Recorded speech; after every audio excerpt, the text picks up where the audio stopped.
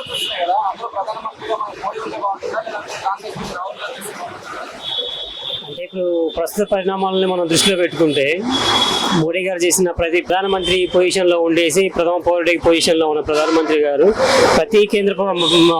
ప్రతి గవర్నమెంట్ సెక్టార్ని కూడా ప్రైవేటీకరణ చేసి సామాన్యుడికి కానీ విపరీతమైన ట్యాక్సుల పరంగా పోవడానికి బాగా ఇప్పుడు ప్రతి ఒక్కటి కూడా ఫ్యూయల్స్ కానీ లేకుంటే ఈ నిత్యావసర ధరలు కానీ ప్రైవేటీకరణ చేయడం వల్ల బాగా వాటి రేటు డబుల్ అయిపోయాయి. ఎవరికి కూడా సామాన్యుడికి అందుబాటులో అయ్యేటట్టు ఏవీ లేవు. కాబట్టి యువకులైనా ఓటర్స్ ఎవరైనా సరే మంచి నాయకుడికి ఓటేసి ప్రధానమంత్రిగా అంటే వేరే ఎవరినైనా ఎన్నుకుంటే బాగుంటుందని నా ఆలోచన.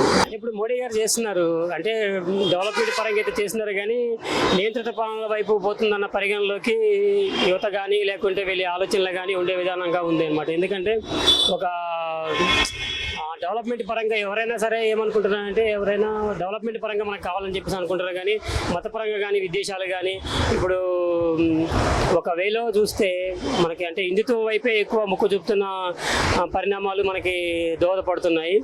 అట్లా కాకుండా భారతదేశం అంటేనే అనేక మతాలకు అనేక కులాలకు మంచి అంటే వేరే కంట్రీస్ వాళ్ళైనా సరే ఇక్కడికి వచ్చి స్టే చేయడానికి ఉంటుంది. కాబట్టి ఒకే మత పరిగణనలోకి తీసుకోకుండా అనేక మతాలకు భారతదేశం మనకి నిలయంగా ఉంటుంది. కాబట్టి వాటన్నిటిని పరిగణనలు తీసుకొని ఆ విధంగా డెవలప్మెంట్ చేస్తే బాగుంటుందని చెప్పేసి మేము అనుకుంటున్నాం. డెవలప్మెంట్ పరంగా అయితే మంచిగా ఉందండి, ఇప్పుడు మంచిగా ఉంది కాదంటలేదు. కాకపోతే ఏంటంటే ఇప్పుడు మంచి ఎంత ఉందో వేరే చెడు కూడా అంతే ఉందని చెప్పేసి మనకు అనిపిస్తుంది అనమాట. కొన్ని పరిణామాలు చూస్తుంటే ఇప్పుడు మతపరమైన విధానాలు చూస్తే కానివ్వండి, ఇప్పుడు మనకి నల్లధనాన్ని బ్యాక్ తీసుకొస్తామని చెప్పేసి అన్నారు. వాటిని కానీ మనం పరిగణనలో తీసుకుంటే అవన్నీ కూడా మనకి తీసుకొచ్చింది ఏం లేదు. అంటే ఇప్పుడు ఏదైతే ఇప్పుడు పొలిటికల్ ఇష్యూస్ వస్తాయో ఎలక్షన్స్ కానీ ఇంకేమైనా ఫర్దర్ ఇష్యూస్ వస్తాయి ఆ టైంలోనే మనకి ఇవి తీసుకొస్తాం అవి తీసుకొస్తాం అని చెప్పేసి అంటున్నారు, కానీ అక్కడ తీసుకొచ్చింది మాత్రానికి ఇప్పుడు ఏమాత్రం కొలేదండి. ఇప్పుడు విజయ్ మాల్యా కానీ లేకుంటే ఇంకొక డైమండ్స్ వ్యాపారవేత్త మోదీ ఉన్నాడు, అతనే కానీ ఇప్పుడు విదేశాల నుంచి వాళ్ళని తీసుకొచ్చింది కానీ వాళ్ళ దగ్గర నుంచి నల్లధనాన్ని రికవర్ చేసింది కానీ ఓన్లీ మనకి పేపర్ వైజ్గా చూసింది వీళ్ళని మాత్రమే. ఇంకా తెలియని వాళ్ళు ఇంకా చాలా మంది ఉన్నారు. ఇప్పుడు స్విస్ బ్యాంకులో ఇంకా అనేక వేల కోట్లు ఆల్రెడీ మన ఇండియన్స్ వాళ్ళే ఉన్నాయి. వాటన్నిటిని కూడా రికవర్ చేస్తే ప్రతి ఒక్క సామాన్యుడికి కూడా ఈ రేట్లన్నీ కూడా అందుబాటులోకి ఉంటాయి, సమాజ జీవనం కూడా సానుకూలంగా జరుగుతుందని చెప్పేసి ఆశించడానికి అవకాశం ఉంటుంది.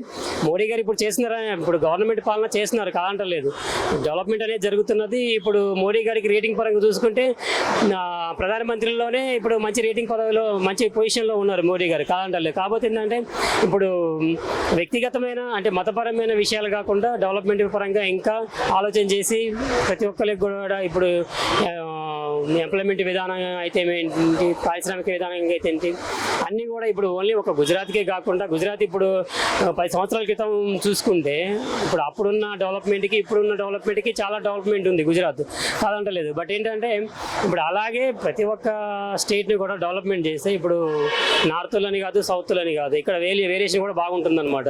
ఇప్పుడు సౌత్లో కూడా డెవలప్మెంట్ పరంగా ఇండస్ట్రీస్ ఇవి ఇచ్చి ఇప్పుడు దక్షిణ భారతదేశం ఇండియా ఉత్తర భారతదేశం అని కాకుండా భారతదేశం మొత్తం ఒకటే అందరూ కూడా ఈక్వాలిటీగా ఉండే విధంగా డెవలప్మెంట్స్ అనేవి చేస్తే బాగుంటుందని చెప్పేసి మా ఉద్దేశం.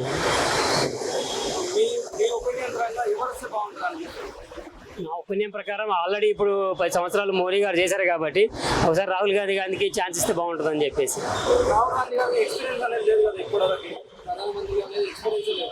ఇప్పుడు మోడీ గారు వచ్చినప్పుడు మోడీ గారికి ఎక్స్పీరియన్స్ ఉందా? ఎవరికైనా ఇప్పుడు ఒక పని చేయాలి అనేది దృఢ సంకల్పం ఉంటే ఎక్స్పీరియన్స్ ఆటోమేటిక్గా ఆలోచన విధానాలను బట్టి వస్తూనే ఉంటుంది.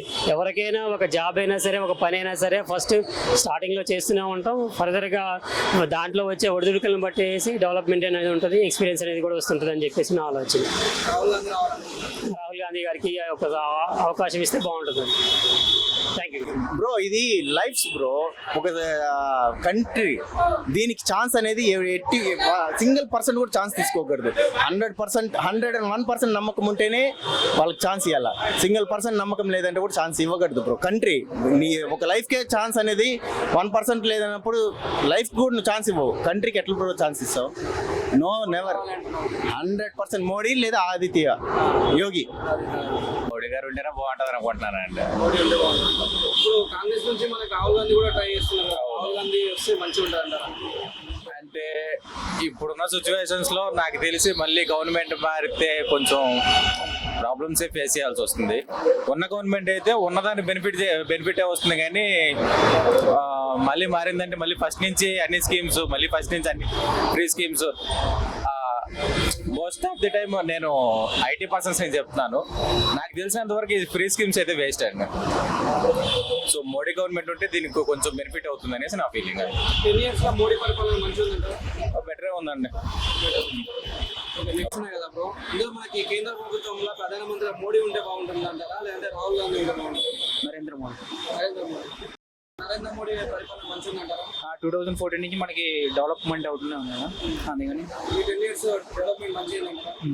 రాహుల్ గాంధీ కూడా అడుగుతున్నారు కదా, ఇప్పుడు నేను డెవలప్ ఉంటే ఎక్కువ డెవలప్ చేస్తానని చెప్పి. రాహుల్ గాంధీ అంటే అది ఫ్యామిలీ రాజకీయాలు ఎక్కువ ఉండేది బ్రో కాంగ్రెస్ అంటే. బీజేపీ కొంచెం కొత్త వాళ్ళకి ఛాన్సెస్ ఇస్తుంది, ఇట్లా డిఫరెంట్గా ఉంది. మోడీ రావాలి